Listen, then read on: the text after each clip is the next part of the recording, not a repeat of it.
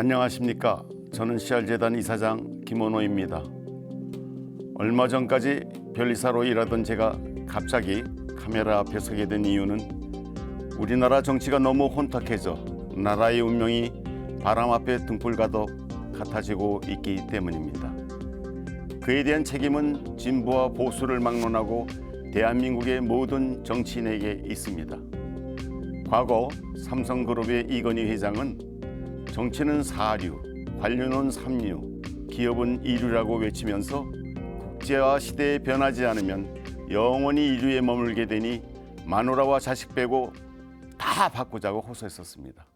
바꾸려면 철저히 바꿔. 극단적으로 얘기해. 농담이 아니야. 마누라 자식 빼는 건 다 바꿔봐. 그래서인지 삼성은 세계 인류 기업이 되었습니다. 하지만 우리나라 정치는 사류를 넘어 이젠 시궁창으로 들어가고 있다고 해도 과언이 아닙니다. 우리나라 정치인들이 이런 행태를 반복하는 이유가 무엇일까요? 정치가 바뀌지 않는 이유는 무엇일까요? 그것은 헌법이 낡았기 때문입니다. 헌법이 국민의 뜻에 따라 만들어지지 않았기 때문입니다. 1987년에 만들어진 제2공화국 헌법이 부패하고 무능한 정치인들의 방패와 갑옷이 되고 있습니다. 1876년 강화도 수호조약부터 1910년에 국권 침탈이 있기까지 나라를 개혁할 기회가 여러 번 있었지만 무능한 왕과 부패한 조정은 국민의 마음을 헤아리지 않았습니다. 그저 백성들을 수탈하기 바빴습니다. 백성들은 임금과 조정 재신들을 원망하면서도 무엇을 어떻게 바꿀 것인지 생각지 못했습니다. 결국 나라가 망했습니다. 지금이 그때와 다르다고 생각하십니까? 아닙니다. 저는 조금도 다르지 않다고 생각합니다. 그래서 저는 오래전부터 헌법을 개정해야 한다고 생각해 왔습니다. 시대 정신을 반영해야 하는 헌법 개정을 국회의원들에게만 맡겨놓으면 100년이 흘러도 제자리 뛰기만 할 뿐 발전이 없습니다. 이젠 국민이 참여해서 헌법을 바꿔야 할 때입니다. 더는 미룰 수 없는 우리 시대의 미안의 과제, 헌법 개정.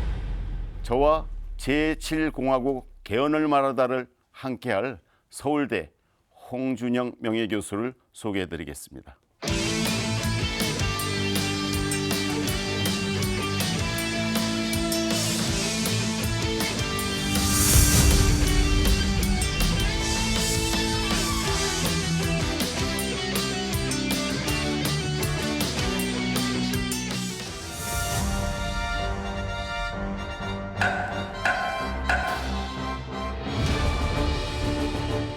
반갑습니다. 홍준영입니다. 오늘은 제7공화국 개헌을 말하다의 첫 시간인 만큼 헌법이 무엇인지 그동안 어떤 개헌의 과정을 거쳐왔는지 살펴보도록 하겠습니다.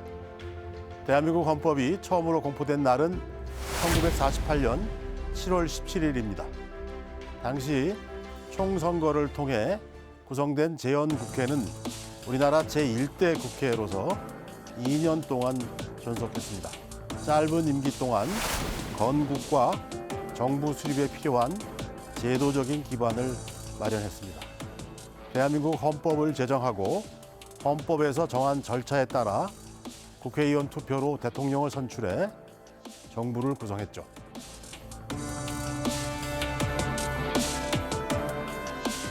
헌법은 대한민국은 민주공화국이며 주권은 국민에게 있고 모든 권력은 국민으로부터 나온다는 것을 분명히 했습니다. 대한민국의 정통성과 민주주의 원칙을 공고히 한 거죠. 대한민국 헌법은 대한민국의 통치 구조와 국민의 권리 의무를 규정한 법 위의 법, 최고법입니다. 그 어떤 법도 헌법을 거스를 수 없고 헌법에 위반된 법률은 효력을 잃게 됩니다.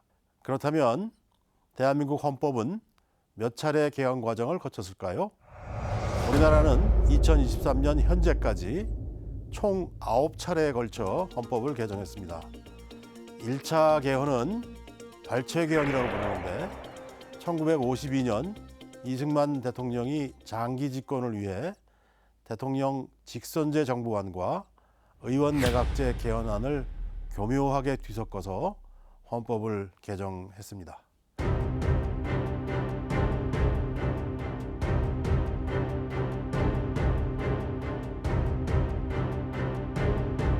이후에 1954년 이승만 대통령이 본인의 영구 집권을 위해서 초대 대통령에 한해서는 중임을 제한하지 않는다는 내용으로 개헌안을 국회에 제출했는데 그게 바로 제2차 개헌입니다. 당시 제적의원 203명 중에서 찬성한 의원이 135명이었고요. 반대한 의원은 60명, 기권이 7명이었습니다. 개헌 의결 정족수에서 단 한 표가 부족했죠. 그래서 부결이 선포가 됐는데요. 부결 선포 이틀 뒤에 당시 자유당에서 기상천외의 논리를 내세웁니다. 여러분들 혹시 4.4.5입이란 말을 들어보셨겠죠? 반올림이죠. 단 한 표가 부족해서 부결되었던 개헌안을 자유당 정권이 4.4.5입의 논리를 들이대서 가결되었다고 선포한 것입니다. 그래서 2차 개헌을 4.4.5입 개헌이라고 부릅니다. 1인의 종신 집권을 보장한 개헌이라는 점에서 우리 헌정사상 가장 치욕적인 사건으로 기록됐습니다.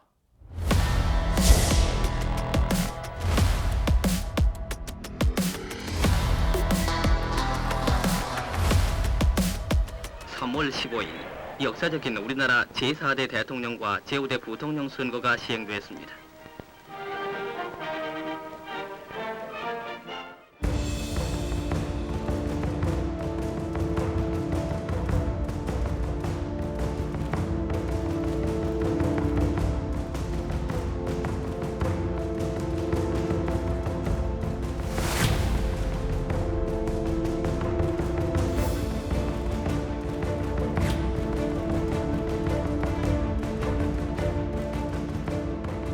삼 차 개헌은 4.19 혁명으로 이승만 대통령이 하야한 후에 만들어졌는데 국민의 자유와 권리를 최대한 보장하고 공무원의 신분과 정치적 중립성을 보장하는 내용이 중심이 되었습니다. 그러면서도 실질적인 행정권을 담당하는 내각은 의회 다수당의 신임에 의존하는 의회 중심주의를 채택했습니다. 그래서 3차 개헌을 내각 책임제 개헌이라고 부릅니다.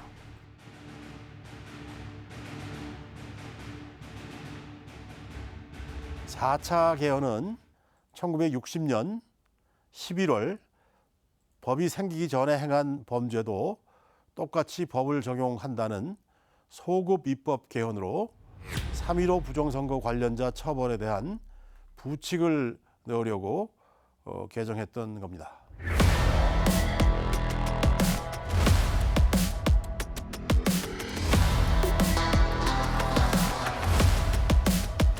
5차 개헌은 역사상 최초로 국민투표를 거친 헌법 개정이었는데요.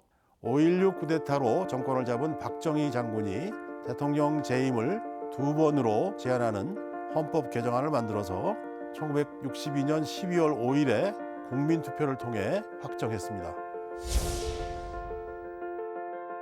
이후 이루어진 6차 개헌은 삼선 개헌이라 하는데 1969년 박정희 대통령이 삼선 금지 조항을 철폐하고 대통령을 3선까지 할 수 있도록 한 개헌입니다. 당시 야당의 대통령 후보였던 김대중 씨는 박정희 대통령이 총통제를 획책하고 있다고 비판했고 그것은 대통령 선거가 끝나자마자 박정희의 유신 독재로 이어졌습니다.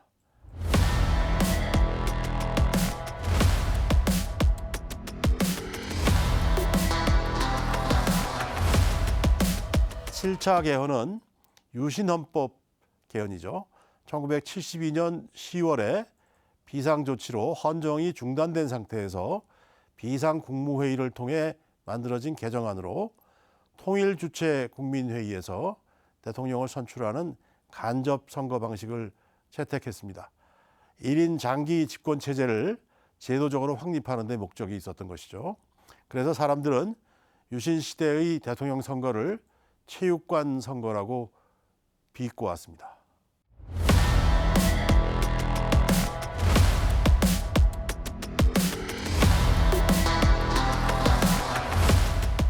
팔 차 개헌은 당시 중앙정보부장이었던 김재규 씨가 박정희 대통령을 암살하면서 촉발된 12.6 사태 이후에 12.12 사태로 정권을 잡은 전두환 신군부가 국회를 해산하고 국가보위입법회의라는 기구를 만들어서 헌법을 바꾸고 국민투표로 확정했습니다. 대통령을 간선으로 뽑고 임기를 7년 단임으로 하는 내용을 담았습니다.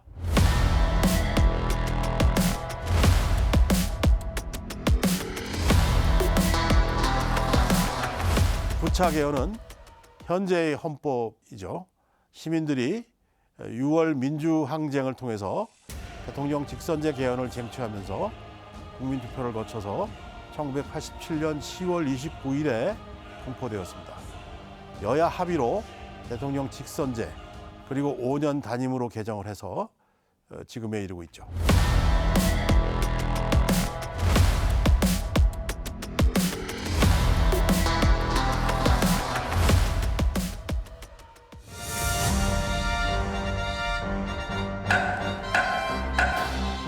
아홉 차례에 걸친 우리나라 헌법 개정의 역사를 살펴봤는데 교수님이 보시기에 우리나라 헌법 개정이 가진 가장 큰 문제점은 무엇이라고 보십니까? 그동안 헌법 개정은 주로 권력 구조에 치중되었습니다. 정작 국민의 실생활에 도움이 되는 부분, 특히 기본권 신장에는 그다지 큰 기여가 없었다는 평가를 받았습니다. 헌법도 나이를 먹죠. 세상은 점점 빠른 속도로 변화를 거듭하고 지금도 급속히 바뀌고 있습니다. 그동안 세상이 얼마나 빨리 많이 바뀌었는지를 생각해 보면 87년에 개정된 지금의 헌법은 사실 낙후된 헌법이라고 해도 과언이 아닙니다. 36년이 지난 것이죠. 그동안 세상이 변하고 사회적 여건이 많이 달라졌습니다. 10년이면 강산도 변한다는데 3번 이상이나 강산이 바뀐 셈이죠. 그만큼 사람들의 생각이나 의식, 관심사, 기대하고 열망하는 모든 것들이 바뀌었습니다. 지표로 따져보자면 우리는 이제 세계 10위 안에 드는 G7 또는 G8에 육박하는 세계 굴지의 경제대국이 되어 있죠. 우리도 모르는 사이에 이미 선진국 클럽에 들었거나 가입 문턱에 가까이 가 있습니다. 상전벽해라고나 할까요? 대한민국의 위상이 정말 달라졌다는 사실은 외국에 나가보면 잘 실감하게 됩니다. 이제는 헌법도 낡은 옷을 벗고 새 옷을 입을 때입니다. 오늘 그리고 가까운 미래의 시대 정신에 맞지 않는 요소들이 있다면 바뀐 세상과 새로운 시대 정신에 맞게 고치는 게 당연하겠죠. 이런 생각은 결코 저 혼자만의 생각은 아닙니다. 이미 여러 해 전부터 나라의 앞길을 걱정하는 많은 분들이 공유해 온 생각이었습니다. 그렇지만 헌법을 개정하기에 앞서 신중히 생각해 볼 문제가 많은 것도 사실입니다. 지금의 시대 정신에 맞게 제7공화국 헌법을 개정해야 한다면 우리는 어떤 문제와 상황들을 고려해야 할까요? 빅데이터와 인공지능 등 과학기술이 비약적으로 발전하는 가운데 기후위기가 날로 심각해지고 있습니다. 기상이변으로 인한 홍수와 폭풍, 가뭄, 산불 등 세계 곳곳에서 기후재난이 끊이지 않고 있죠. 코로나 바이러스로 인한 팬데믹, 얼마 전에 끝났다고 하지만 이게 시작에 불과할 수도 있다. 서막일지도 모른다는 공포가 엄습하고 있습니다. 인구 절벽으로 인한 인구 소멸의 위기도 이미 가시화된 지 꽤 됐습니다. 우리나라는 2022년 기준 65세 이상 인구 비율이 18%에 달합니다. 이미 고령 사회에 접어들었습니다. 2025년이 되면 전체 인구 가운데 65세 이상이 20%를 넘는 초고령 사회로 접어들 것이라는 예측이 나옵니다. 이는 일본보다 더 가파른 속도죠. 세계 최고의 초고속 초고령 사회가 되는 것이라고 합니다. 그뿐이 아닙니다. 노인 인구의 비중은 급속히 증가하는데 노인 빈곤율은 세계 최고 수준입니다. 더 큰 문제죠.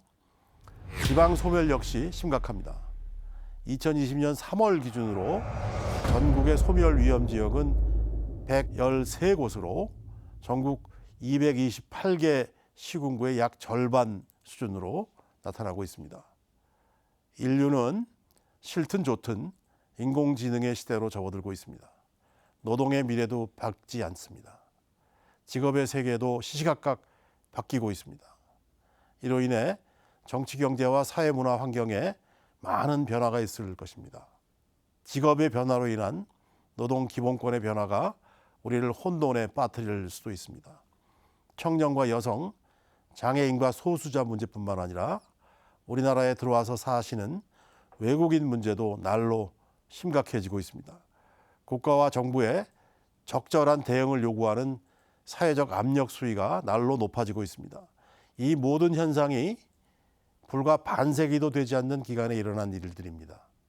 짧은 기간 동안 세상이 엄청나게 빠르게 급격하게 바뀌었다는 뜻이죠.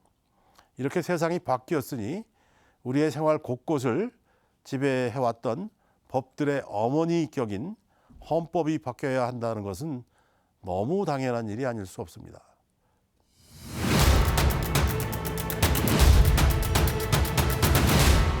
오늘은 제7공화국 개헌을 말하다의 첫 순서로 헌법이 무엇인지, 그동안 어떤 과정을 거쳐 오늘의 헌법에 이르렀는지를 살펴봤습니다. 국민의 자유와 권리를 보장하며 국민이 나라의 진정한 주인임을 알려주는 헌법은 일반 법률과 달리 미래의 이상과 비전을 향하여 열려 있어야 합니다.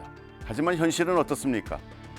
주권자인 국민으로서 개헌의 필요성을 인식하고 요구하는 것은 너무나도 당연한 국민의 역할이자 권리이지만 우리는 지난 36년 동안이나 낡은 헌법 속에서 살아왔습니다. 이제는 새로운 헌법을 토대로 미국과 유럽을 능가하는 진정한 선진국으로 발전해 나가야겠습니다. 경제의 성장보다는 사회제도의 성숙을 말하는 시민이 되어야 되겠습니다.